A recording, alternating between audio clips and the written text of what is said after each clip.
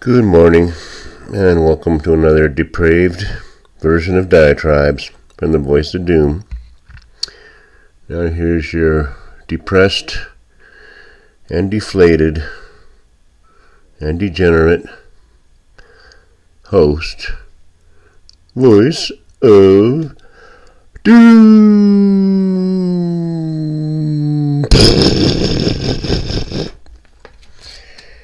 Alright. Thought I'd give you an extra adjective today to make up for yesterday's brief announcement. So,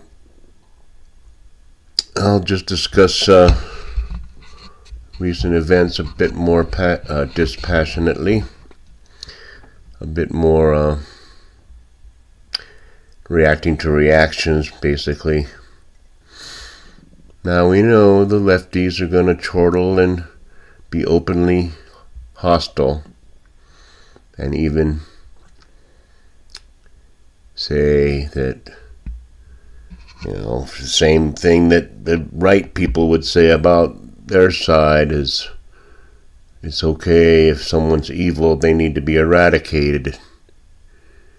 I think I've said that. Evil has to be eradicated now. Who's the arbiter? Who's the judge, jury, and executioner? That's the question. And,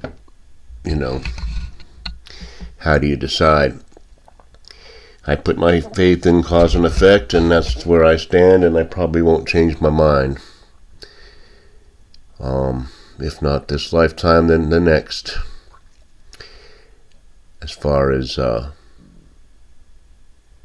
deciding who's evil and what their punishment would be, and who's good and what their reward or benefit will be. It's not for me to say, but I will make a few comments that have absolutely nothing to do with each other, just small snippets. Yesterday I made my diatribe right before I went to work, and I said I really didn't want to go because I was feeling depressed and I was feeling like I'm not going to be able to hold back my feelings and try to pretend like everything's hunky-dory and nicey-nicey. Now, I did my usual service, and it wasn't bad, and things were going actually very well, and I kind of alluded to the fact that I wasn't in the best of moods when people ask, how are you? Because even though they really don't want to know and will actually get mad if you tell them anything other than good, I'm fine. Stick to the script of us cattle, us common clay. Don't even nuance anything with the truth. How are you? Well, not that good. Great, my waiter is in a bad mood. I'm going to write to the manager. Get the manager. So that's the kind of stuff that makes me want to leave society completely. And I will soon, because even if my place of employment doesn't close down at the end of the month, I might not be there anyway. Because I don't want to be in Reno when whatever comes down, comes down. I want to be home. And if that means starving to death at home because I have no job, then so be it. Now,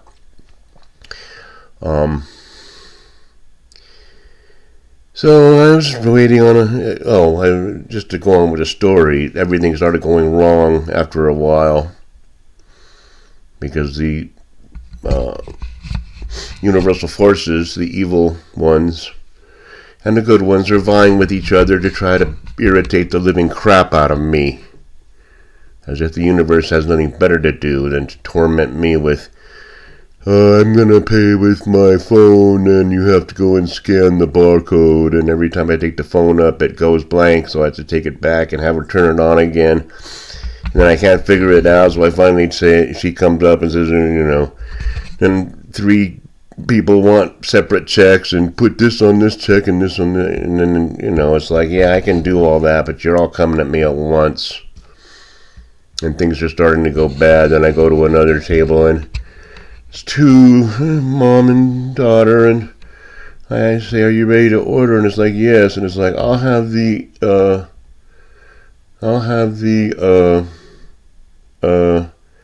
Now obviously she's in the throes of dementia, which I feel sorry for, but it's getting more and more prevalent in the restaurant that people with dementia are going out to dinner. Because the boomers are getting older and there's billions of them. So now we're dealing with billions of demented people coming into the restaurant, and you have to be patient. And they change their mind after you send the order. "Oh, I don't want that after all." That's what was happening. So I'm going, yeah, the universe is after me. I didn't want to take any more tables. I went up to the hostess and I said, "I can take tables now, but I'd prefer not to." It's like, I don't want money. I don't give a crap. I wanted out. So one table was a bunch of people, and we got to talking, and I said I was a little bit depressed because of this assassination, and one of the women says, "Well, if we had gun control, these kind of things would happen." Or the first thing she said was, "Well, nobody cares about the kids that were shot up." And I said, "I care about everybody who's shot." And then somebody says, "If we had more gun control, these things wouldn't happen." And I go, "Well, I don't own a gun. I don't have a dog in that fight." And I walked away because I realized I shouldn't have even said what I said, because I gave them the chance to be monsters so that they can pay with their karmic retribution later. So the best thing I can do is not say anything to anybody to allow them to bring out their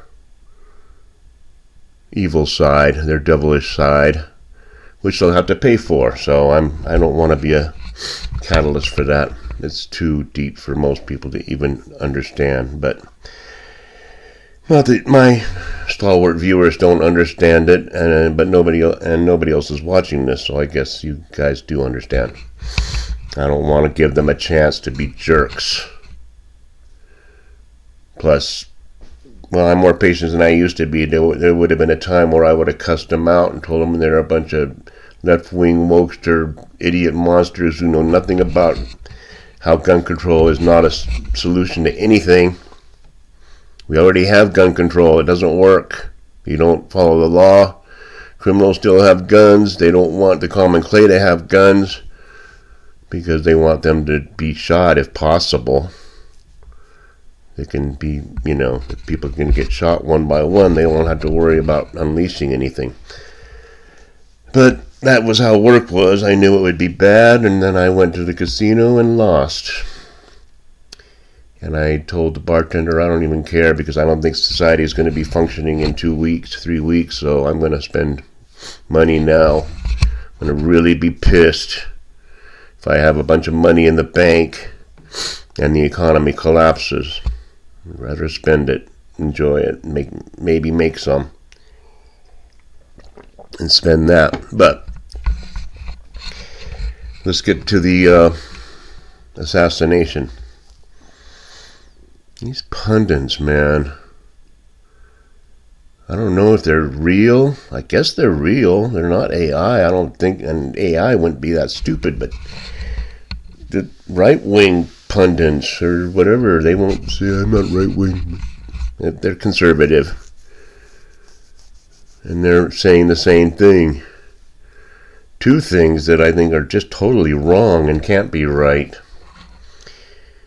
These left-wingers, man, they're shooting everybody. They're the ones that are violent. I just don't believe that somebody that can shoot 200 yards away from a rooftop and get somebody exactly where they want to. And I guess from what I hear, the bullet was going for the heart, and it bounced up and hit his neck. So the person wasn't aiming for the neck, but they got their target from 200 yards. And I just don't see one of those big glasses guys, or guys, the binaries or non-binaries, or any of those people up there on the roof. I see a professional. And a professional was hired by somebody. And they're going to get away. I heard all kinds of stuff yesterday. They caught somebody. They let them go. They let him go. They caught somebody. They let him go.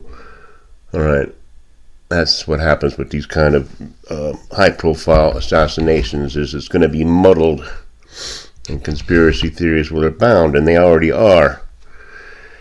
But these same people that are talking about how it's got to be the left-wing wokester that did it are also saying that it was a concerted conspiracy. And then the kicker is this, and I've heard like a bunch of people say it. Just when somebody asks a question about transgender shooting, a shot rings out. It's got to be connected. Now come on. Then you're saying that the questioner, or any question, the person is triggered, is waiting for a transgender question before he'll pull the trigger. And I'll assume it's a man. I'd be very surprised if the shooter turns out to be a female. But a genetic female. Anyway, that is connected to the question. Now either the questioner is in cahoots with the shooter, and this whole thing was orchestrated. Okay, they're going to choose me to get in a question in somehow. I guess that's preordained. And then when I ask the question about transgender, then you pull off the shot. Now these pundits are actually talking about it that way, and it's like, you guys are making a lot of money. I'm not making any money. Why am I the smart one, and you guys are obviously off on this transgender tangent? Transgenders have it harder enough now. Not only them, but all the alphabet people are being vilified, reviled, and rejected because of this. Everything's gone too far. And it might be a while before we get back to it. People can pretend that they're tolerant, but no, nobody is. They're tolerant like you have to tolerate going to work. Nobody's tolerant of anybody. I had a whole bunch of different people of all races, creeds, and colors. I couldn't tolerate any one of them. And I mean all races from all over. Asia, Caucasoids, Mongoloids, Negroids, everybody. Didn't like any of them. I couldn't tolerate any of them. But I think it's starting to settle in. I think people are starting to get it. What I said yesterday, this is a tipping point. I've heard somebody else use that term. And it's a powder keg. It's the thing that's going to set off a major thing. And everybody's getting ready for World War III, but I think all kinds of things are going to happen at the same time. I think we'll have what you call a confluence of disaster. I think I'd have a title of that. We'll have a perfect storm. We'll have a pandemic while Yellowstone is blowing up, while they're blowing each other up in the China Sea and in Venezuela and in Mexico. It'll all happen at once. People are going to have a cow. They won't know what to run from.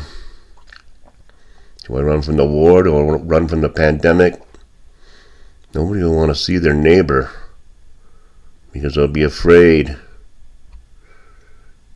And it might happen soon. Everybody, yeah, there's a future down the line. There's going to be a horrible... No, I think it's coming. This is the kind of thing that starts it up. Because people are fuming. People are simmering. Trying to come to a boil. But I'll leave it there. We'll see what happens. I just got those couple of thoughts in. I told you about my day, which I hope today is not anything like that. I'm going to try to start anew. Just a Buddhist thing is every moment is 3,000 different possibilities, so I can always try again to be better. Anyway, I'll leave it there, and I don't know if anybody watches it. Hi. I think I'm going to give it up soon because they're saying the internet's the beast, and the internet's the beast, but I know I'm on it. I know I have a channel, but I'm thinking, yeah, I mean, it is pretty bad. I shouldn't participate in this crap. But it's a diary for posterity. They dig it out of the rubble. They might be able to revive the computer.